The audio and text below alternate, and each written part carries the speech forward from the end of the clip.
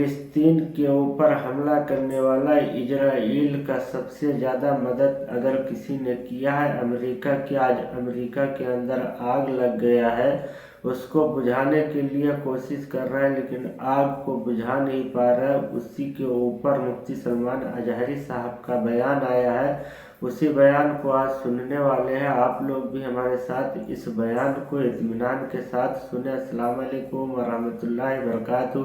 क्या हाल चाल है? उम्मीद करता हूँ खैरियत से होंगे। आप सभी लोगों का एक और न्यू वीडियो में खुशामदीद। चैनल पर पहली बार आए तो प्लीज़ चैनल को सब्सक्राइब करके बेल आइकन प्रेस कर ले ताकि आने वाली हर वीडियो का नोटिफिकेशन आप लोग के मोबाइल पे पहुंचता रहे। चलते हैं, वीडियो को शुरू करते हैं, गुफ्तगू बरकरार रहेगी। अल्लाह फरमाता है जमीन में फसाद जाहिर हो जाएगा। कब? बिमा कसबत ऐदिन नास, लोगों के हाथों की कमाई की वजह से। और क्यों जलजले देता है रब ताला? लियुज़ीक़हुम बअदल्लज़ी अमिलू, अल्लाह फरमाता ताकि वो जो कुछ कर चुके उनको कुछ चखा दूं।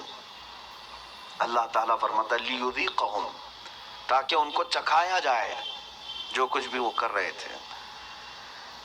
मुहद्दिसीन भी इसी बात पर इत्तेफाक करते हैं। मेरे आका सल्लल्लाहु तआला अलैहि वसल्लम ने भी इरशाद फरमाया, ज़मीन में ज़लज़लों का आना, तूफ़ान का आना, सैलाब का आना, ये अल्लाह के अज़ाब की निशानियाँ हैं। अल्लाह तबारक व तआला के बड़े अज़ाबात में से एक आयत तो आप मशहूर सुनते होंगे, इदा ज़ुलज़िलतिल अर्दु ज़िलज़ालहा।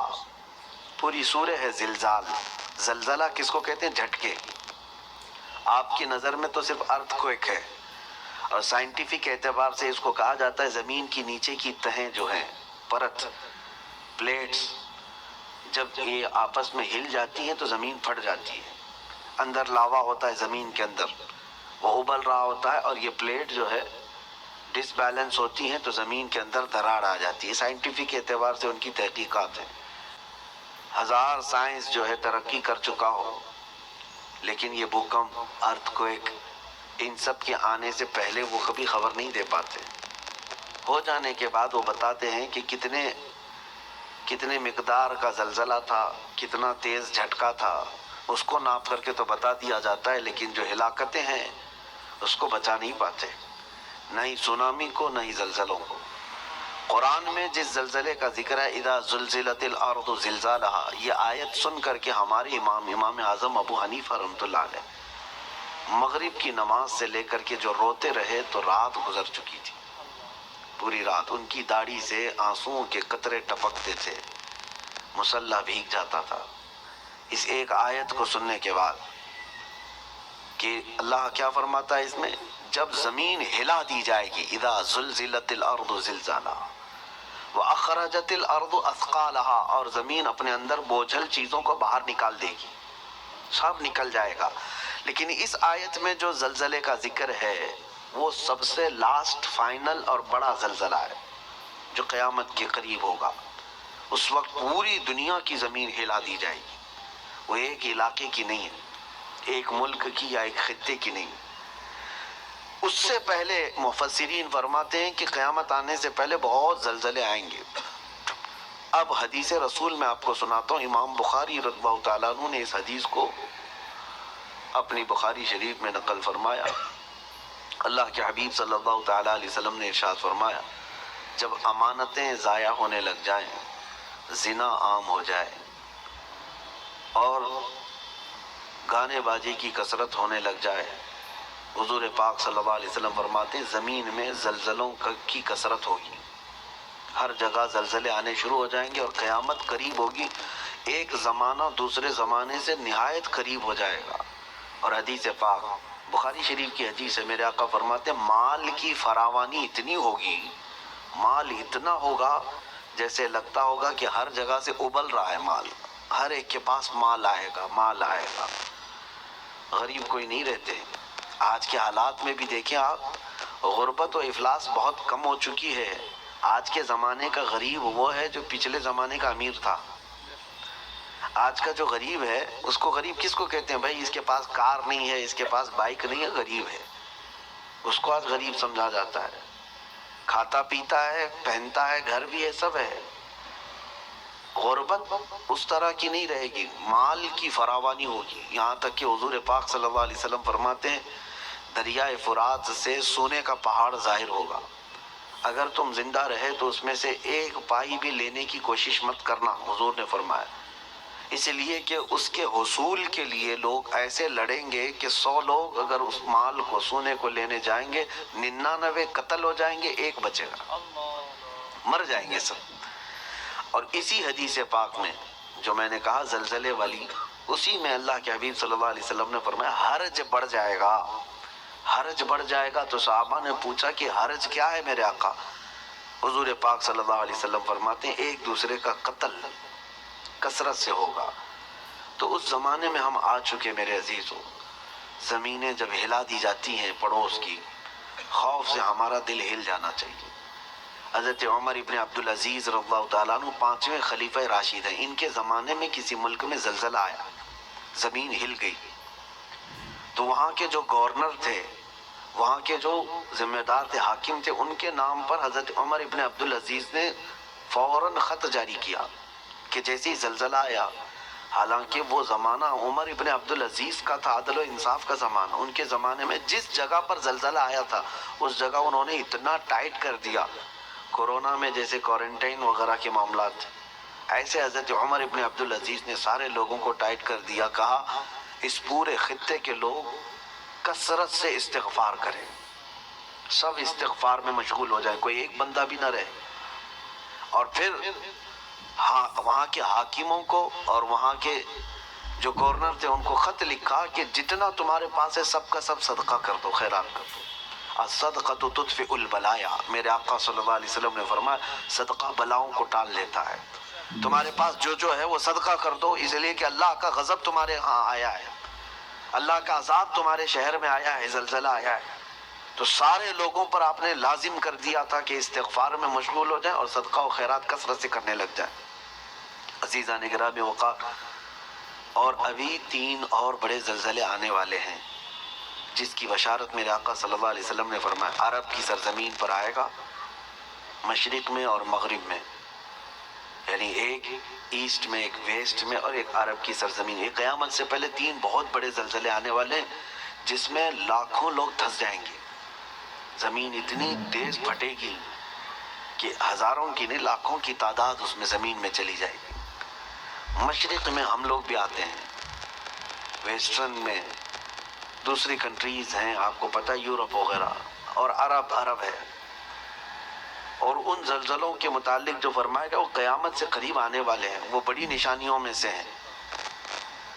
اور ان عذابات میں جو گرفتار ہو گئے، اللہ کی پناہ، اللہ کی پناہ، کوئی دنیا کی طاقت انہیں نہیں بچا پاتی، کوئی دنیا کی طاقت انہیں روک نہیں سکتی۔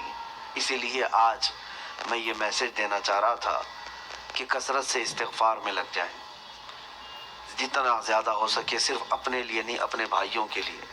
سورہ انفال 9ویں پارے میں اللہ تعالیٰ فرماتا ہے وَمَا كَانَ اللَّهُ لِيُعَذِّبَهُمْ وَأَنْتَ فِيهِمْ وَمَا كَانَ اللَّهُ مُعَذِّبَهُمْ وَهُمْ يَسْتَغْفِرُونَ۔ آیت ہے، اللہ فرماتا ہے اللہ اس قوم کو عذاب نہیں دے گا اس لیے کہ اے محبوب آپ ان کے بیچ میں ہیں۔ ایک ذریعہ یہ ہے۔ دوسری بات اللہ تعالیٰ قرآن میں فرماتا وَمَا كَانَ اللَّهُ مُعَذِّبَهُمْ وَهُمْ يَسْتَغْفِرُونَ، اور اللہ ان کو اس وقت تک عذاب نہیں دے گا جب تک یہ استغفار کرتے رہیں گے، جب تک یہ استغفار کرتے رہیں گے۔ استغفار کیا ہے؟ استغفر اللہ ربی من کل ذنب واتوب الیہ، استغفر اللہ ربی من کل ذنب واتوب الیہ، استغفر اللہ ربی من کل ذنب واتوب الیہ۔ میرے عزیزو، کثرت سے استغفار کرو۔